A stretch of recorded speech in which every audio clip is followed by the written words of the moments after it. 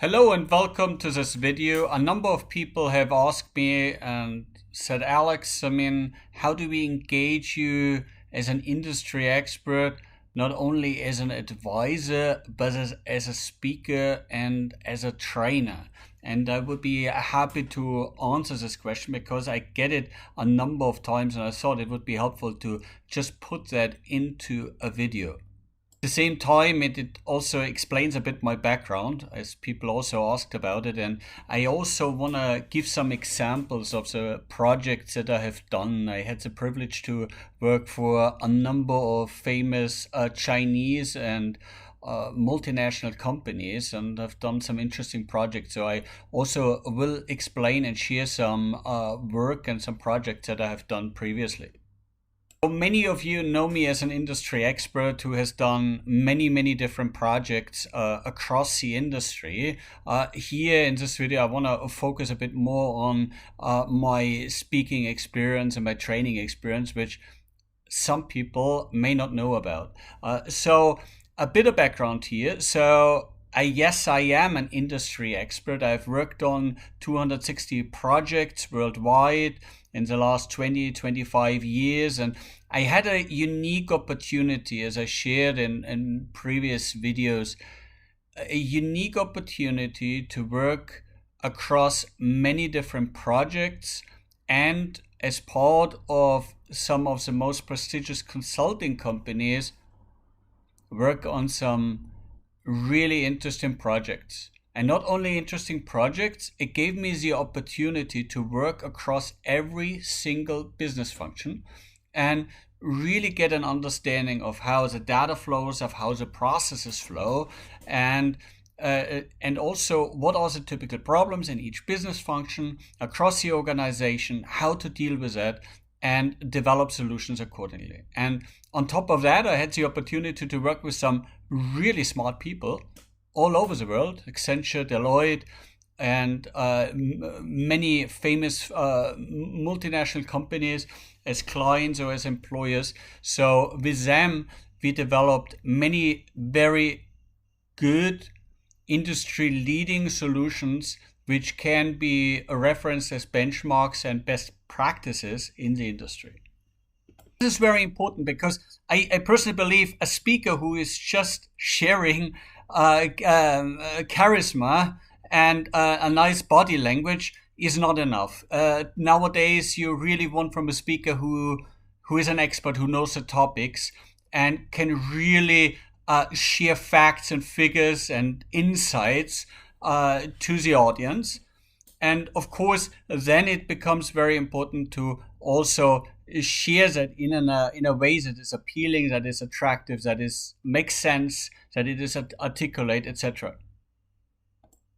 Now, I had the opportunity to talk to people on 5 continents. I've traveled in over 99 countries. I also challenged myself to learn different languages. So I communicated in 8 different languages and presented presentations and conducted seminars, etc. And from that perspective, some people look a bit down on speakers or on people who provide training. Myself, yes, I am an industry expert. At the same time, I see it as a privilege to speak to people. I really enjoy it.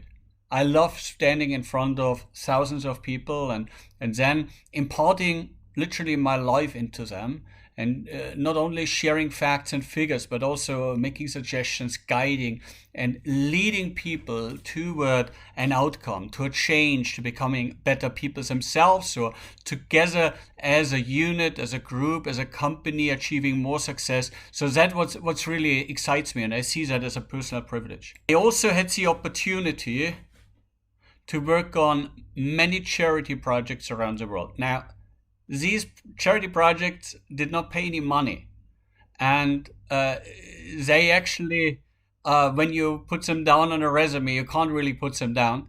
I worked with orphans, I worked with homeless people, I worked with drug addicts, I worked with people in prison.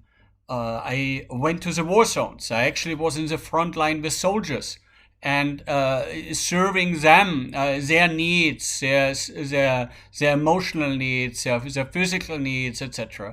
Myself, I've come out of a family of doctors and scientists who have sacrificed their lives to serve others, and in that spirit, I constantly try, within my abilities, to help serve people and make the world a better place to live.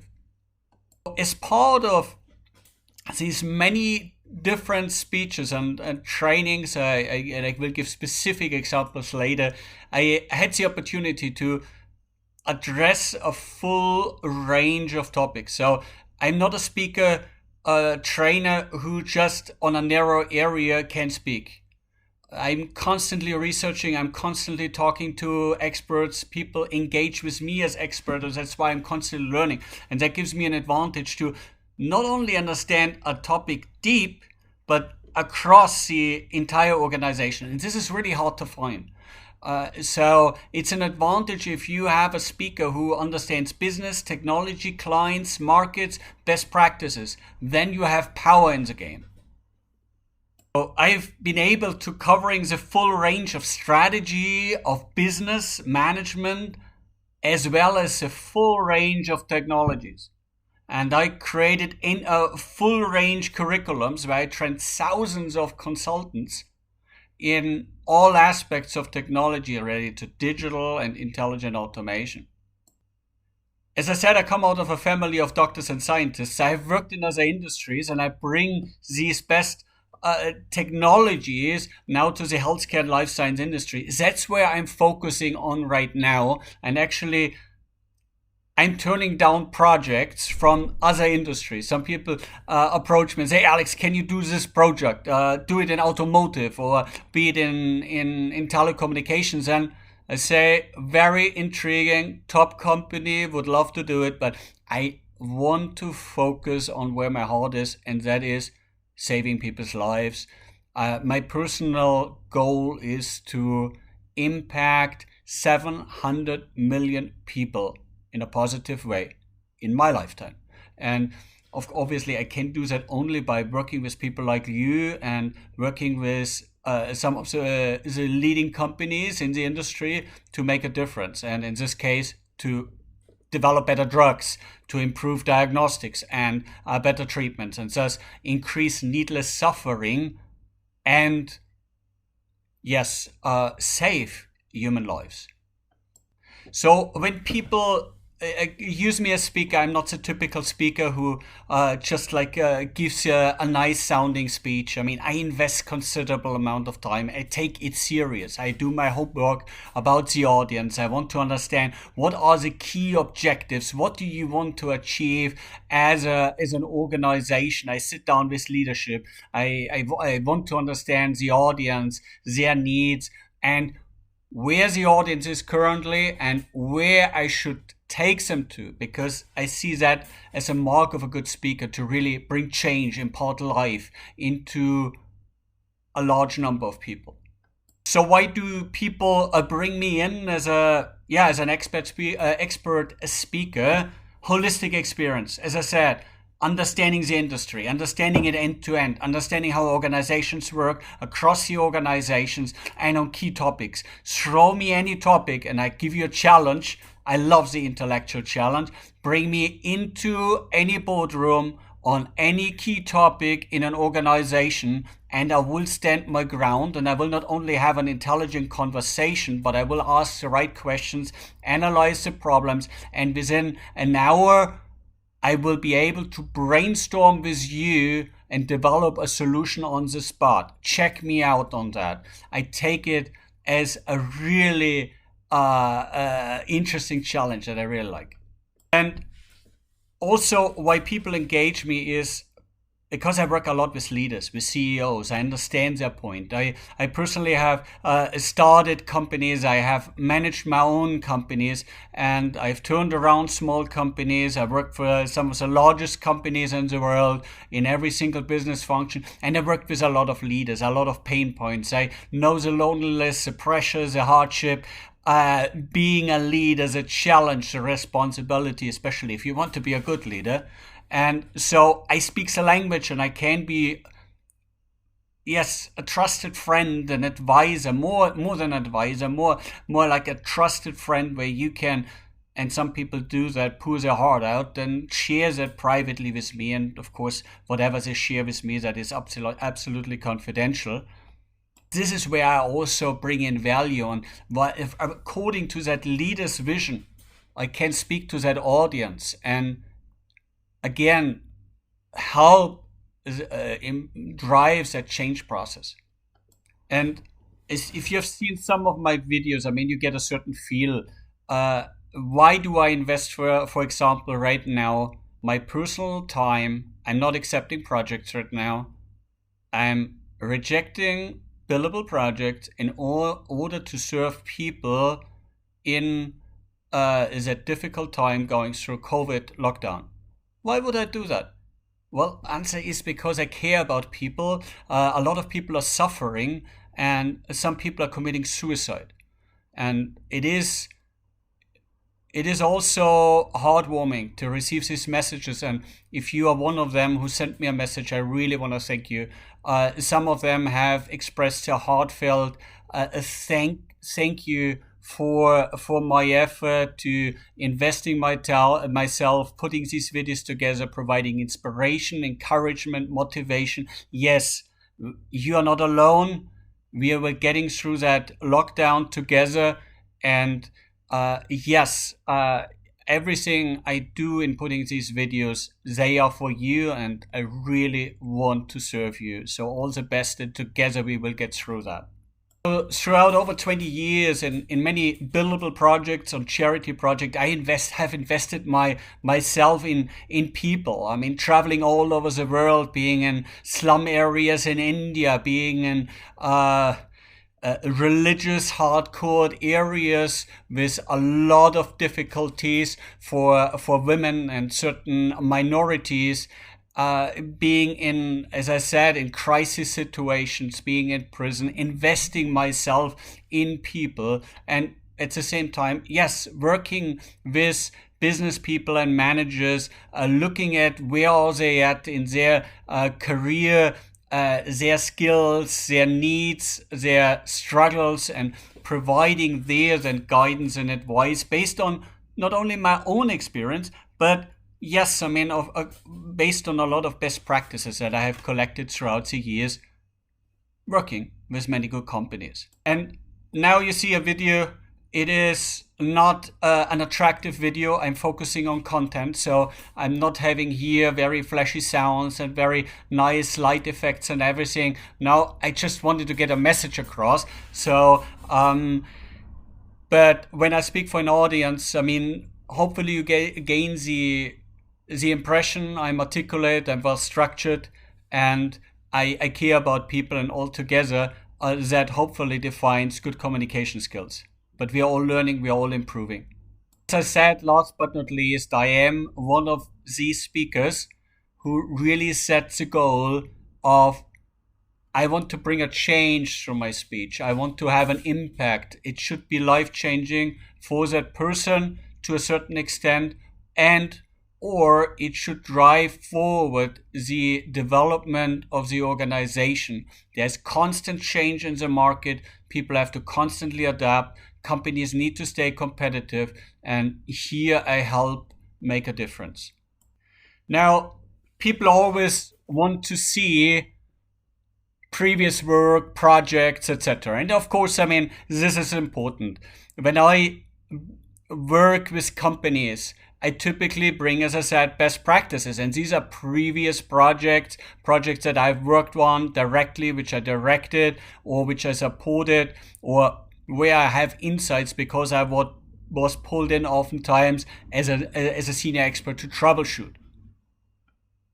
So while I, of course, will guard the confidentiality of the projects, I can speak high level on these projects. So here I want to just bring out a few of many examples of projects related to speaking and to training coaching. A recent project where I had the privilege working with is an outstanding German company, a world leader high quality equipment, contributing of saving people's eyesight and improving the eye conditions. As you know, eyesight is possibly one of our most important organs. If we can't see, we are really handicapped, disabled.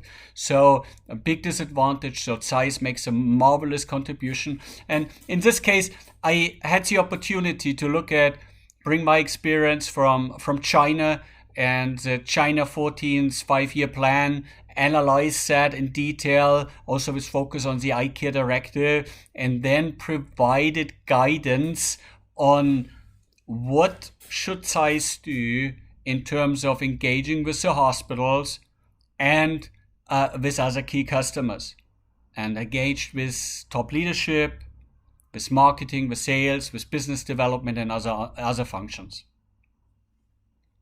Another project or numerous efforts that I worked on with Deloitte, that was helping our workforce. And actually, I approached our national director of HR and in times when I recognized certain needs in terms of skill sets development, and I proactively proposed putting trainings together, seminars together, and that was very well appreciated. And I'm very thankful for receiving received the opportunity to work with the staff, have impact on thousands of very fine consultants, helping them develop their skill sets in terms of how to better engage with clients, how to better communicate, how to, in the time of COVID, to effectively work remotely. And in this case, I really enjoyed it because I not only gave business best practices, but I actually leveraged much of my insights in the Chinese traditions, Chinese philosophies, and literature and writings, and brought out a lot of insights, good thoughts from Kongzi, from Laozi, from Mengzi, and other great thinkers from the Chinese historical times. So a project that I finished last year. Here I worked with the CEO, the top leadership, and the department heads. I had the privilege to helping the client go through their digital journey, to teach them a lot on what is digital transformation from a leadership perspective, from a staff perspective, from a customer perspective, from a digital platform perspective, from a data perspective, from a technology perspective. And here I put together many different workshops and trainings and guidance seminars in order to take our colleagues at that time through this important and interesting journey of digital transformation. I also worked with HR, looked at skill sets, developed HR roadmaps, and helped to develop this company over the next 3 years. Two companies that you are very familiar with in China. I had the opportunity to work with the two largest Chinese manufacturers in telecommunications, so Huawei and ZTE, are part of their success story, forming these companies, working out of headquarters in Shenzhen, engaging with senior executives up to the CEO. At that time, Huawei, my journey started out in 2005. I was recommended to Chairman Ren. At that time, Huawei in 2005 was quoting British Telecom, wanted to sell their equipment. British Telecom utterly refused them. And finally, Chairman Ren said, okay, now we tried so long, what else can we do? And here I had the privilege to being sent or being recommended by British Telecom to Huawei. So British Telecom said, well, we cannot make an official recommendation, but you should talk to Alex. And who is Alex? And yeah, Alex is me. And it was a great success story because here and this is something what I have seen work very much, the fact-based approach. So basically, when we took over Huawei, Huawei was 10 years behind competitor Ericsson. Subjectively, arguably 10 years behind. And there was no way to catch up fast and grow organically. So we used a different approach, and we analyzed the very best companies in the industry from a benchmark perspective and a competitive intelligence perspective. We triggered out and drew out all the learning experiences and brought them as a blueprint back to Huawei, customized it, and the result was astonishing. Within 1.5 years, we caught up 7 years, and that enabled Huawei to win the 21st century network contract in the UK worth £100 million, and that kick-started them in Europe. So great success story. I was brought back a number of times to Huawei over the following years. So great privilege to have my name associated with that outstanding Chinese company. Similar things I worked in for ZTE. ZTE was also quoting European companies, went through the same struggles, and here I had the privilege to develop a full-blown supply chain program that turned ZTE arguably from, at least to foreign evaluations, from a not good supplier to one of the best suppliers in the industry within 6.5 months. So great success story in here. And according, my role was to bring all the best practices, design the program, train all the people from scratch. So a lot of trainings, a lot of coachings, a lot of educating, leadership, and also engaging with the client, defending the client, defending ZTE towards their potential clients, because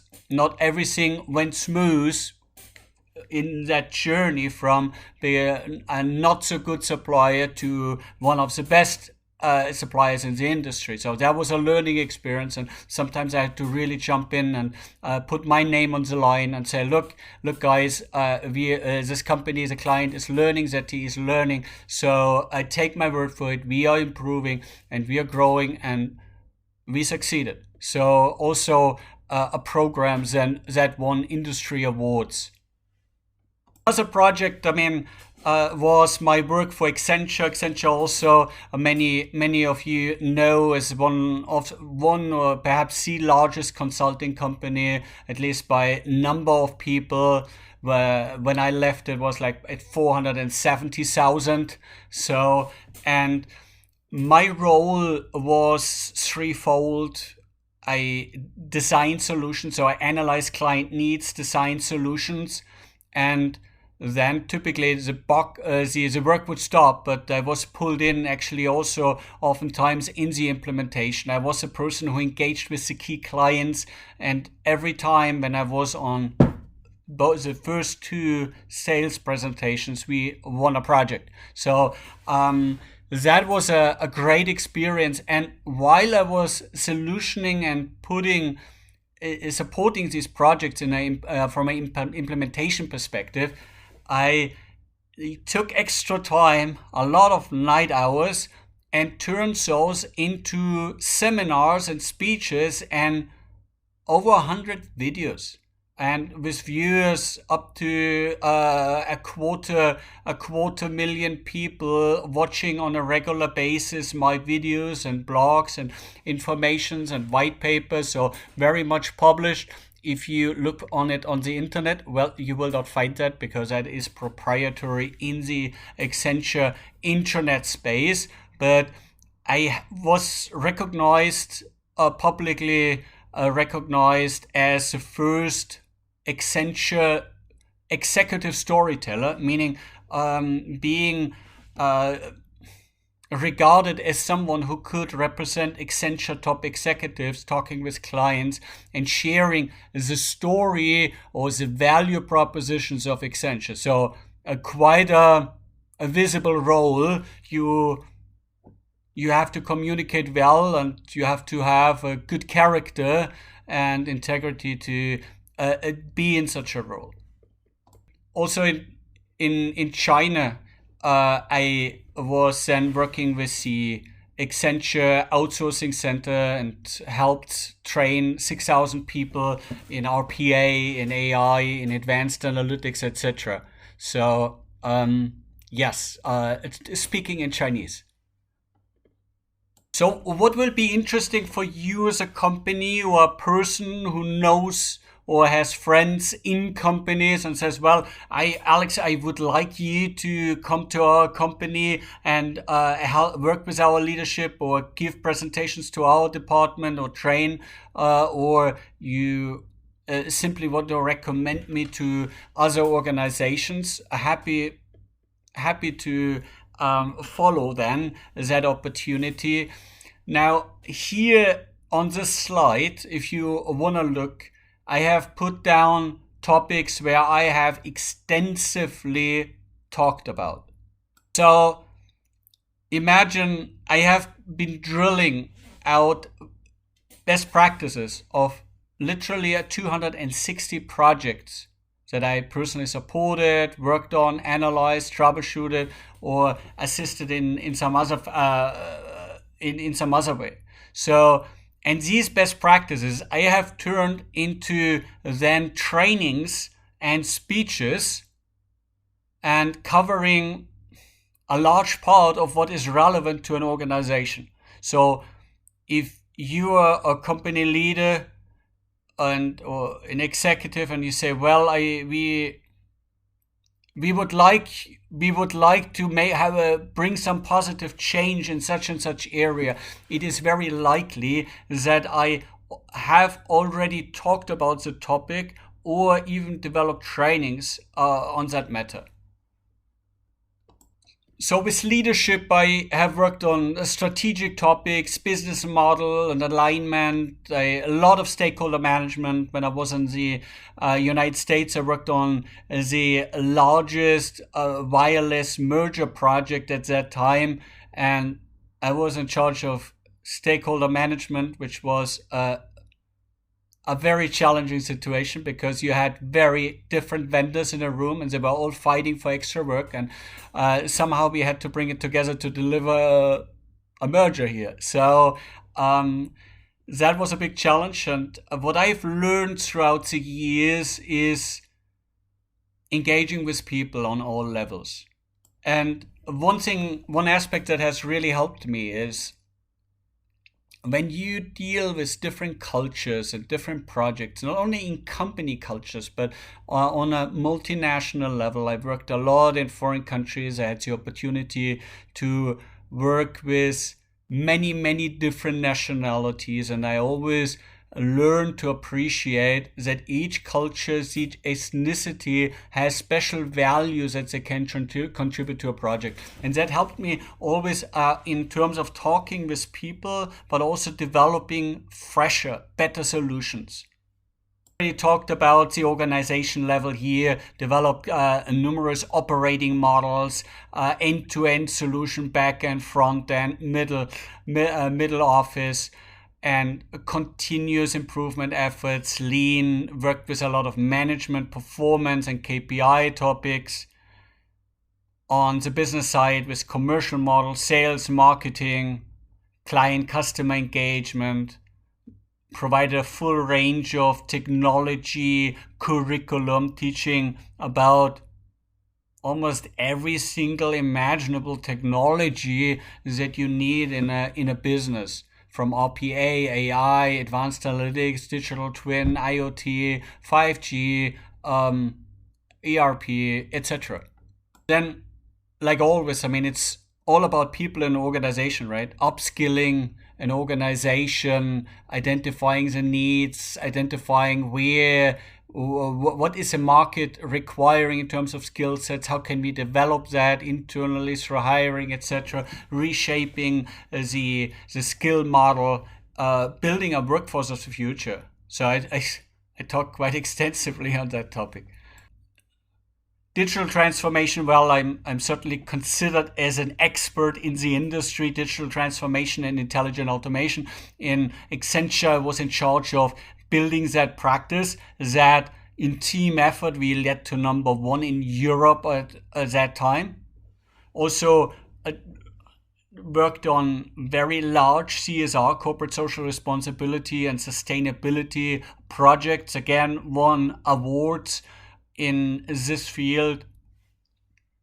In one project, saving a company or helping save a company of 17,000 people and improving the working conditions, health and safety, the human dignity aspects, and at the same time even turns that into a profitable business. So a great success story on that. Won an award on the Hong Kong Stock Exchange. Then working a lot in the medical and healthcare industry. Well, I come out of a family of doctors and scientists, as many of you know, working a lot with the pharmaceutical, biotechnology, medical device companies, and here having worked through every single stage of the drug development for both pharmaceutical and biotechnology, which is biotechnology, I would personally say it's even more challenging the upstream and the downstream manufacturing processes. So yes, and working on the patient journeys, the doctor journeys, the hospital journey, bringing the very best industry best practices from the world leading hospitals to clients, and engaging with the internet giants on internet health in China. Also, people forget oftentimes there are so many investment companies who have tens, hundreds of billions of RMB under management and sometimes lacking the expertise. So here I also meet with investment companies, provide insights, provide guidance. So here I shared on a number of topics. Now I want to talk about briefly, before I come to the end, about the practical approach of how to engage me. Now, I don't want to say cocky, but I turned down quite a bit of work. I'm not accepting every assignment, and I'm not working for the money. So what I'm looking for in an effort, if I speaking engagement or training, or of course senior advisory, I meet with the company and I want to feel comfortable about the values, about what they want to accomplish, and I want to see that we can make a difference for people. This could be for the end customer, for the patient, for the doctor, for the doctors, for the hospitals. It could also be for the employees. But I want to see that we can have an impact on people. And one thing, and that distinguishes me perhaps from quite a number of speakers, I'm not coming to an audience with a pre-written speech, meaning I'm not recycling former speeches. When I go to an audience, when I provide training, I provide it fresh. That means I do my homework. I spend extra time to understand where is the company at, what do they want to accomplish, what does leadership want, where are the people at what level are they at, what are their interests and sometimes fears, what would they like to get out of it, how can I have most impact. And also I sit down with leadership and I say, and I ask, what do we want to accomplish? What is the desired outcome? If you give me an hour and a half of time or less time, one, taking your organization from current state to desired state. What is that desired state? Only then I can really help make your organization achieve a difference. And then I spend considerable effort leveraging my own expertise, my previous projects. I will think about that. I will leverage existing best practices. I will leverage my network, my ecosystem to gather information that is powerful, that is convincing, and that will have an impact on the audience. That will get us then very much likely to the desired outcome. So that brings me to the end. I hope you found it interesting, out of the life of an industry expert, speaker, consultant, about someone who is simply a normal guy who wants to help people and wants to make the world a better place to live and invests himself, and that's me. If you think it would be interesting to come into your organization, speak in front of your members, in front of your audience, depending on what type of organization, company you have, yes, please reach out to me. If you saw this video and you thought, well, I mean, that would be actually a good match with a friend of mine who works for such and such company or organization, well, feel free to pass on this video. Allow this person to decide for him or herself, and then I look forward to hearing from that person or your friend. There are different ways of how you can contact me. You can, on the right hand side, you see the QR code for the WeChat.